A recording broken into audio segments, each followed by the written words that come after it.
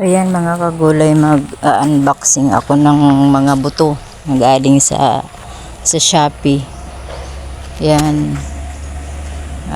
Excited na naman akong maitanim ko tong mga bagong buto ng mga gulay. Ayan.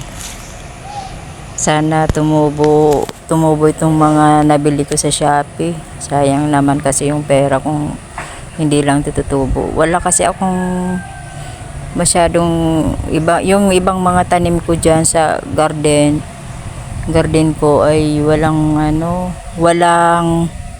pipino, kaya nagdagdag ako, magpapatubo ulit ako ng pipino at iba pang mga wala sa mga tanim ko, pero ang iba meron naman. Gusto ko lang madagdagan yung mga pantanim ko, kaya ayan mga kagulay, magtanim na rin kayo.